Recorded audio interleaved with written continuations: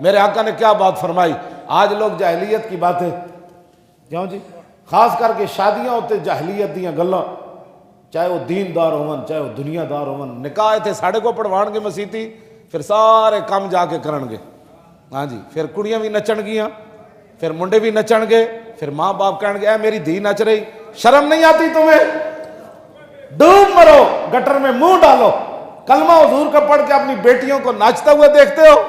بھانجیوں کو اور اپنی بھتیجیوں کو ناچتا ہوا، یہ شادیاں تم کر رہے ہو، اور پھر کہتے ہو کہ جناب وہ افغانستان ہمارے ہاتھ میں چلا گیا،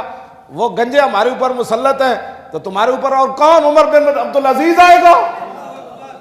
جب تمہارے کرتوت ہی یہ ہے، مسجد میں نکاح پڑھانے کے بعد ہر جاہلیت کا کام گھر میں جا کر کرتے ہو، تو مولوی خادم کے نکاح پڑھانے سے کیا ہوگا؟ ہاں کیا ہوگا تمہارا ہمارے مسجد میں آنے سے؟ حق اقبال کہندا حق را بسجود صنما را بطوافے، بہتر ہے چراغ حرم و دیر بجھا دو۔ کہنے لگا اے کیڑا مسلمان ہے ہوئے مسیتی آ کے اللہ نو سجدے کرنا تے اوتے مندرج جا کے ٹل کھڑکاندا، ایتھے اسلام دیاں گلاں کردا، باہر جاہلیت دے گلاں کرنا، ایتھے اسلام دا بڑا جناب پابند ہے تے گھر جا کے ہر شے اسلام دی بھول جاندا۔ اقبال کہندا بہتر ہے اے جو اسلامی تو مسلمان ہون دا دعویٰ نہ ہی کردا، کیوں جی؟ ہاں جی، میں نہ خوش و بیزار ہوں مرمر کی سلوں سے، میرے لیے مٹی کا حرم ایک اور بنا دو۔ اقبال کہندا میں مسجد گیا، ٹیلاں لگیاں، قالیناں بچیاں، تے مولانا نو مسجد دی کمیٹی ہے کہہ رہی مولانا لبیک دا نعرہ لایا، یہ تے سیاسی نعرہ ہے۔ ہاں مولانا لبیک کا نعرہ لگایا آپ نے، یہ تو سیاسی نعرہ ہے۔ آپ نے لبیک کے بارے میں بات کر دی ہے تو آپ نے تو سیاسی گفتگو کر دی۔ اقبال کہتا ہوں میں نہ خوش و بیزار ہوں مرمر کی سلوں سے، میرے لیے مٹی کا حرم ایک اور بنا دو۔ کہنے لگا وہ چودھری دے پیسے نہ ہی لگ دے مسیت اتے، اور نویاں قالیناں نہ ہی بچ دیاں، اور آلہ ٹیلا نہ ہی لگ دیاں، اور اے سی نہ ہی لگ دے، کچی مسیت ہوندی کم از کم مولانا حق دی گل تے کر دے کم از کم۔ ہاں جی ہاں جی، اس واسطے یہ ساری باتیں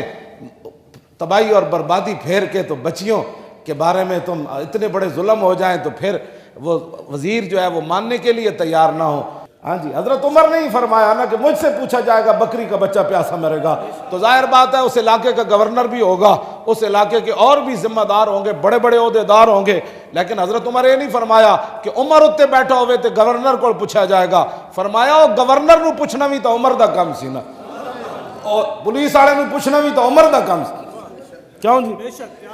بس اتنی بات ہے۔ جے گورنر حضرت ابو موسیٰ اشعری جناب او دربان رکھ لون تے جڑے طائف آون وہ ذاتی سمجھتے حضرت عمر بلا لون، فرمایا کی گل کر دے ہو، اے طائف تے سرکاری ہو دن، فرمایا انہیں لوگ مینو دین دن، فرمایا اچھا، آپ نے اسے ویلے فرمایا لباس اتارو اندر جا کے ٹاٹ پاؤ، گورنر نو ٹاٹ پوا کے تے جناب مال غنیمت دیاں ہزاراں بکریاں صحابی رسول ابو موسیٰ اشعری جنہ دی آواز سن کے حضور نے قرآن سن کے تے سویرے فرمایا اوئے ابو موسیٰ اشعری تو اتنا سونا پڑھدا تینوں تے نغمہ داؤدی جو حصہ ملیا، کیوں جی؟ اتنی سونی آواز سی، حضور پیچھے کھڑ کے سنیا تے حضور عرض کی تھی حضور تانوں کیویں پتہ چلیا؟ فرمایا راتی جدوں تو قرآن پڑھ رہے سی نا میں تیرے پیچھے کھڑ کے سن رہے سی، کیوں جی؟ کی فرمایا؟ ہاں جو فرمایا میں عرض کی تھی حضور جو پتہ ہوندہ تو میں اور سونا کر کے پڑھنا چاہتا، اتنی شانہ دے مالک ابو موسیٰ اشعری، لیکن گل جدوں شریعت دی آئی یہ تو کہتے نہیں جی حضرت صاحب دے جی کوئی راز ہونا ہے جیڑی داڑھی نہیں رکھی ہوئی،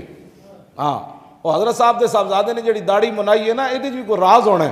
اور میں آکھا اتھے کوئی راز نہیں۔ حضرت عمر نے کیا صحابی رسول ہومن تے جنہ دا قرآن سن کے حضور خوش ہومن، جدوں گل شریعت دی آئی تے گورنری تو لا کے ٹاٹ دا لباس پوا کے ہزارہ بکریاں آگے لائیاں، فرمایا جاؤ جا کے چراؤ۔ ابو موسیٰ اشعری تھوڑی دیر واسطے توقف کیتا تے حضرت عمر تاریخی گل کی تھی، فرمایا تواڈے پیو دادے یہی کام کردے سن،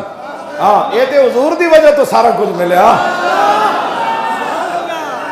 ہاں جی